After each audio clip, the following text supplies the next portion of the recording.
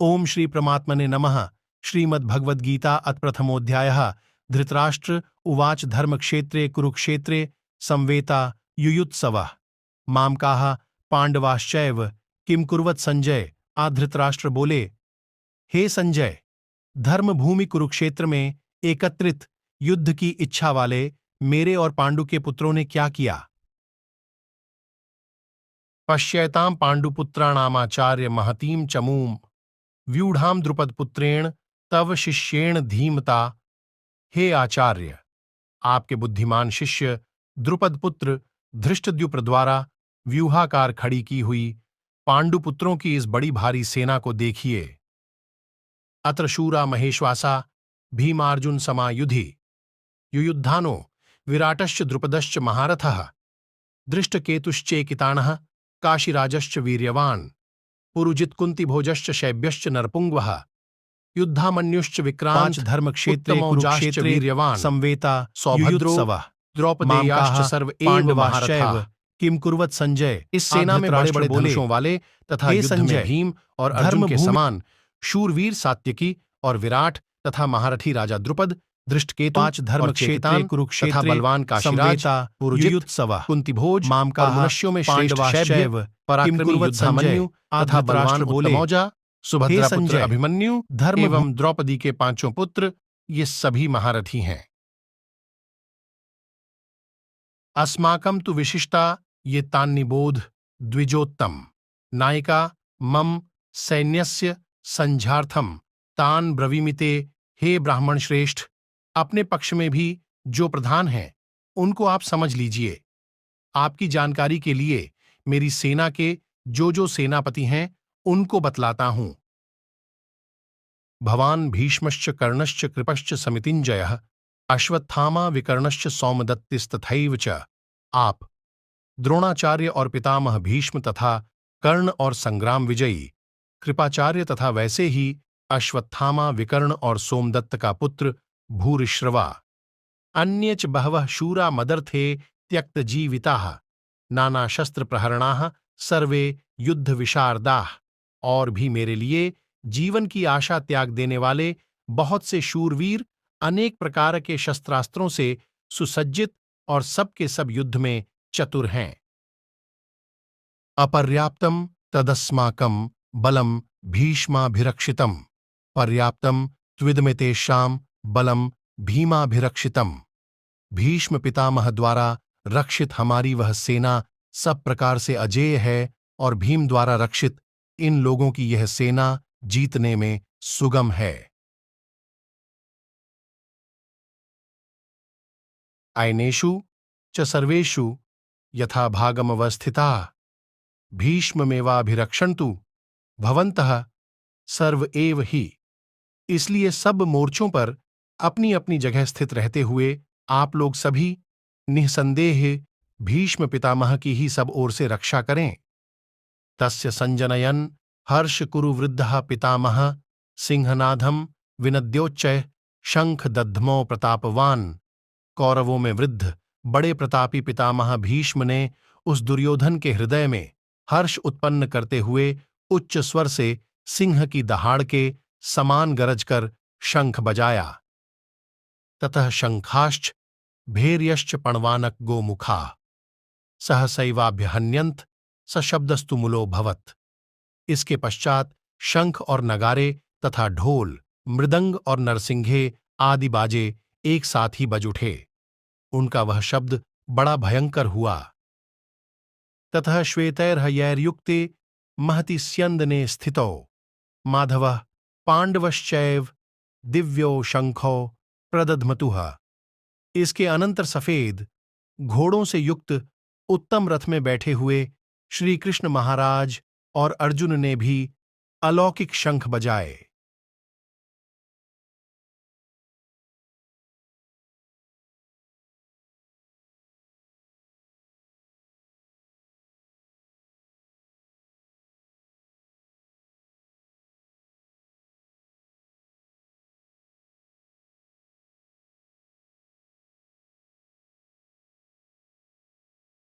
पांचजन्यम हृषिकेशो देवदत्तम धनंजय पौंड्रम दध्मो महाशंख भीमकर्मा वृकोदरः। श्री कृष्ण महाराज ने पांचजन्य नामक, अर्जुन ने देवदत्त नामक और भयानक कर्म वाले भीमसेन ने पौंड नामक महाशंखा बजाया।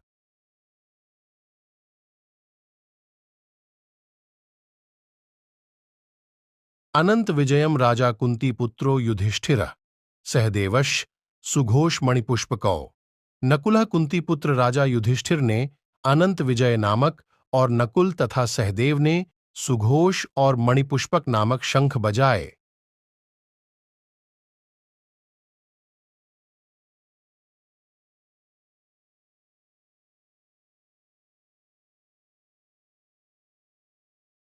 काश्यश्च परमेश्वासः शिखंडी च महारथः धृष्टद्युम्नो विराटश्च सात्यकिश्चापराजितः द्रुपदो द्रौपदेयाश्च सर्वशः पृथिवीप्ते सौभद्रश्च महाबाहुः शंखान दद्मुः पृथक पृथक।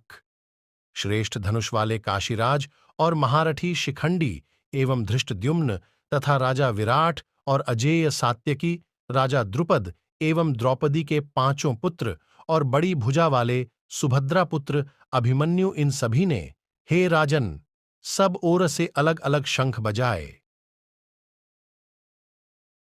सघोषो धार्तराष्ट्राणाम हृदयानि व्यधारयत् नभश्च पृथिवीं चैव तुमुलो व्यनुनादयन्। और उस भयानक शब्द ने आकाश और पृथ्वी को भी गूंजाते हुए धार्तराष्ट्रों के अर्थात आपके पक्ष वालों के हृदय विदीर्ण कर दिए।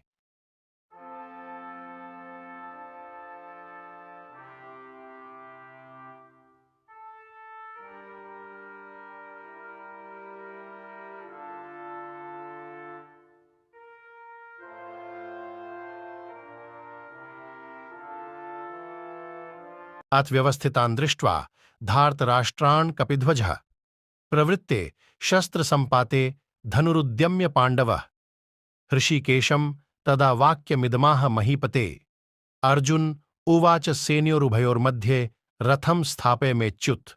हे राजन, इसके बाद कपिध्वज अर्जुन ने मोर्चा बांधकर डटे हुए धृतराष्ट्र संबंधियों को देखकर उस शस्त्र चलने की तैयारी के समय धनुष उठाकर ऋषिकेश श्रीकृष्ण महाराज से यह वचन कहा, हे अच्युत, मेरे रथ को दोनों सेनाओं के बीच में खड़ा कीजिए। यावदेतान् निरीक्ष्यहं योद्धकामानवस्थितान् कैर्मया सह योद्धव्यमस्मिन् रणसमुद्यमे। और जब तक कि मैं युद्ध क्षेत्र में डटे हुए युद्ध के अभिलाषी इन विपक्षी योद्धाओं को भली प्रकार देख लूं कि इस युद्ध रूप व्यापार में मुझे किन किन के साथ युद्ध करना योग्य है, तब तक उसे खड़ा रखिए।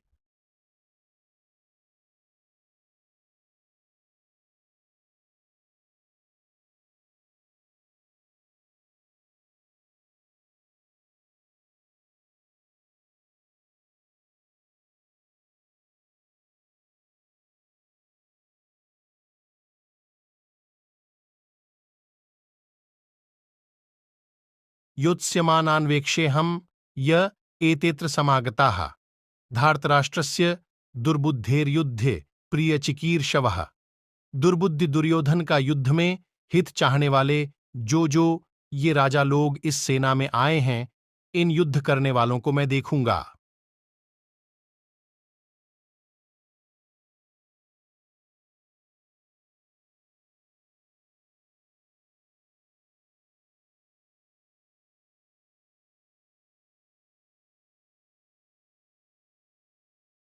संजय उवाच एव मुक्तो ऋषिकेशो गुडाकेशेन भारत सेनयोरुभयोर्मध्ये स्थापयित्वा रथोत्तमम् भीष्म द्रोण प्रमुक्तः सर्वेषां च महीक्षिताम् उवाच पार्थ पश्यैतान् संवेतान् कुरूणिति।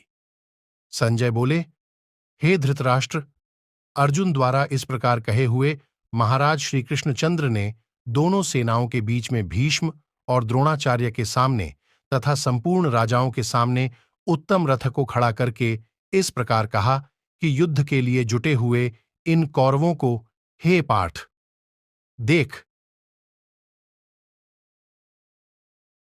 तथा पश्यत स्थितान पार्थ पितारार्नत पितामहान आचार्यान मातुलान भ्रात आरारन पुत्रान पोत रान सखींस्तथा श्वशुरान सुहृदश्चैव सेनयोरुभयोरपि। इसके बाद प्रथापुत्र अर्जुन ने उन दोनों ही सेनाओं में स्थित ताऊ चाचों को, दादों परदादों को, गुरुओं को, मामाओं को, भाइयों को, पुत्रों को, पौत्रों को तथा मित्रों को, ससुरों को और सुहृदों को भी देखा।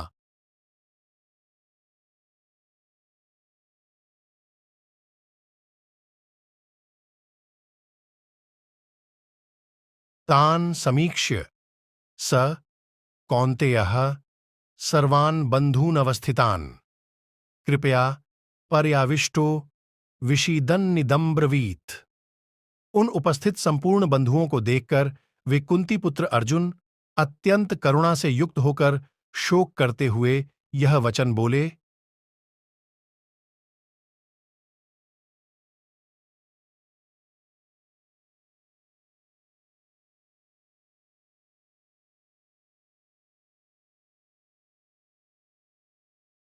अर्जुन उवाच दृष्ट्वेमं स्वजनं कृष्ण युयुत्सुं समुपस्थितं सीदन्ति मम गात्राणि मुखं च परिशुष्यति वेपथुश्च शरीर में रोमहर्षश्च जायते।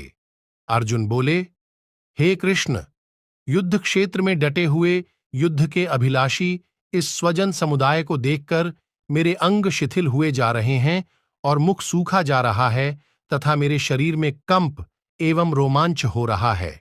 गांडीवं स्रंसते हस्तात्वक्चैव परिदह्यते न च शक्नोम्यवस्थातुं भ्रमतीव च मे मणः। हाथ से गांडीव धनुष गिर रहा है और त्वचा भी बहुत जल रही है तथा मेरा मन भ्रमित सा हो रहा है, इसलिए मैं खड़ा रहने को भी समर्थ नहीं हूं।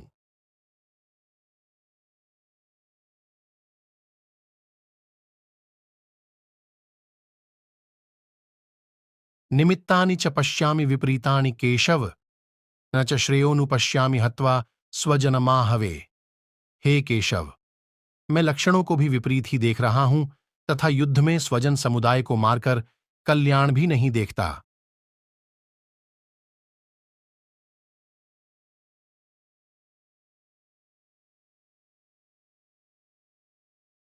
न काले विजयं कृष्ण न च राज्यं सुखानि च किन्नो राज्येण गोविंद किम भोगैर्जीवितेन वा। हे कृष्ण, मैं न तो विजय चाहता हूं और न राज्य तथा सुखों को ही। हे गोविंद, हमें ऐसे राज्य से क्या प्रयोजन है अथवा ऐसे भोगों से और जीवन से भी क्या लाभ है।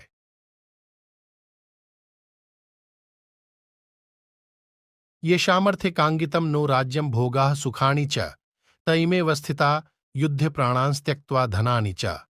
हमें जिनके लिए राज्य भोग और सुखादि अभीष्ट हैं वे ही ये सब धन और जीवन की आशा को त्याग कर युद्ध में खड़े हैं।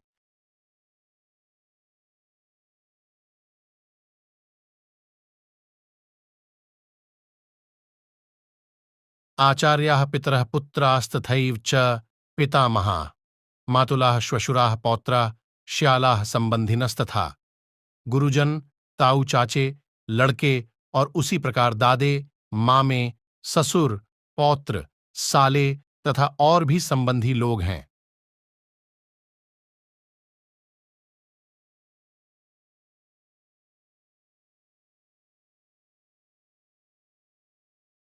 एतान्न हन्तुमिच्छामि नतोऽपि मधुसूदन अपि त्रैलोक्य राज्यस्य हेतोः किम नु मही कृते। हे मधुसूदन, मुझे मारने पर भी अथवा तीनों लोकों के राज्य के लिए भी मैं इन सबको मारना नहीं चाहता, फिर पृथ्वी के लिए तो कहना ही क्या है।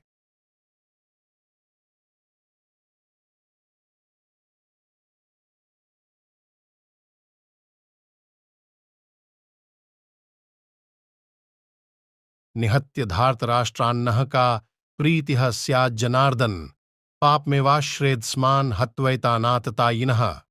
हे जनार्दन, धृतराष्ट्र के पुत्रों को मारकर हमें क्या प्रसन्नता होगी, इन आतताइयों को मारकर तो हमें पाप ही लगेगा।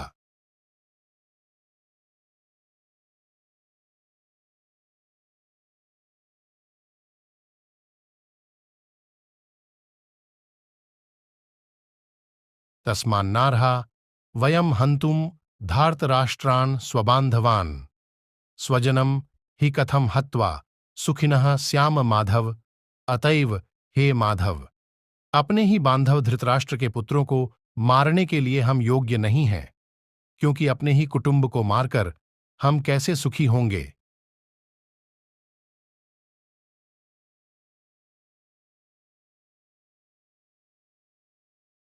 यद्यप्येते न पश्यन्ति लोभोपहत चेतसः कुलक्षय कृतं दोषं मित्रद्रोहे च पातकम् कथम न झेयमस्माभिः पापादस्मान्निवर्तितुम्। कुलक्षय कृतं दोषम प्रपश्यद्भिर्जनार्दन। यद्यपि लोभ से भ्रष्टचित्त हुए ये लोग कुल के नाश से उत्पन्न दोष को और मित्रों से विरोध करने में पाप को नहीं देखते, तो भी हे जनार्दन, कुल के नाश से उत्पन्न दोष को जानने वाले हम लोगों को इस पाप से हटने के लिए क्यों नहीं विचार करना चाहिए। कुलक्षये प्रणश्यन्ति कुल धर्माः सनातनाः धर्मे नष्टे कुलम कृतस्त्रम धर्मोभिभवत्युत। कुल के नाश से सनातन कुल धर्म नष्ट हो जाते हैं। धर्म के नाश हो जाने पर संपूर्ण कुल में पाप भी बहुत फैल जाता है।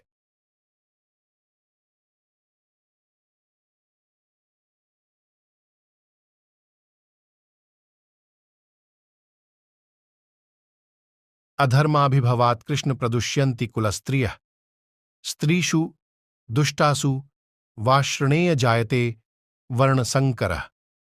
हे कृष्ण, पाप के अधिक बढ़ जाने से कुल की स्त्रियां अत्यंत दूषित हो जाती हैं, और हे वाश्रणेय, स्त्रियों के दूषित हो जाने पर वर्ण संकर उत्पन्न होता है। संकरो नरकायैव कुलम घ्नानाम कुलस्य च पतन्ति पितरो येषाम लुप्तपिंडोदकक्रियाः। वर्ण संकर कुलघातियों को और कुल को नरक में ले जाने के लिए ही होता है। लुप्त हुई पिंड और जल की क्रिया वाले अर्थात श्राद्ध और तर्पण से वंचित इनके पितरलोग भी अधोगति को प्राप्त होते हैं।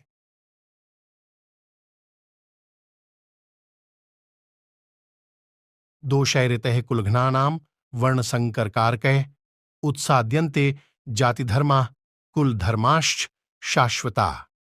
इन वर्ण संकरकारक दोषों से कुलघातियों के सनातन कुलधर्म और जातिधर्म नष्ट हो जाते हैं।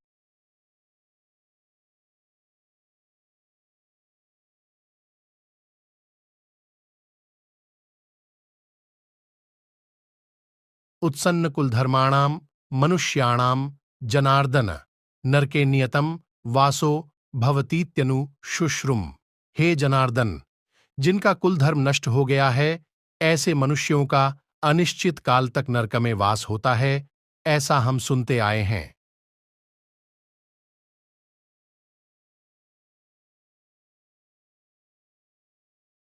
अहो बत महत्पापम कर्तुं व्यवसिता वयम यद्राज्य सुखलोभेन हन्तुं स्वजनमुद्यता। हाँ, शोक, हम लोग बुद्धिमान होकर भी महान पाप करने को तैयार हो गए हैं, जो राज्य और सुख के लोभ से स्वजनों को मारने के लिए उद्यत हो गए हैं।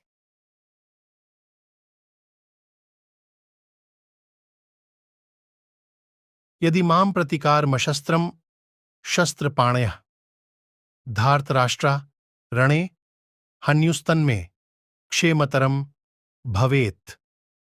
यदि मुझ शस्त्र रहित एवं सामना न करने वाले को शस्त्र हाथ में लिए हुए धृतराष्ट्र के पुत्र रण में मार डालें, तो वह मारना भी मेरे लिए अधिक कल्याणकारक होगा।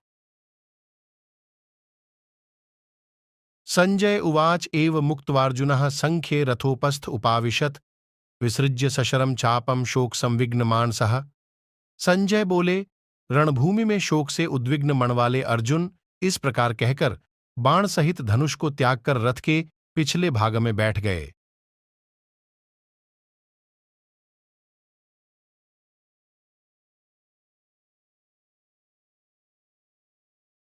ओम तत्सदिति श्रीमद्भगवद्गीता सूपनिषत्सु ब्रह्म विद्यायां योग शास्त्रे श्रीकृष्णार्जुन संवादे अर्जुन विषाद योगो नाम प्रथमोऽध्यायः संपूर्ण।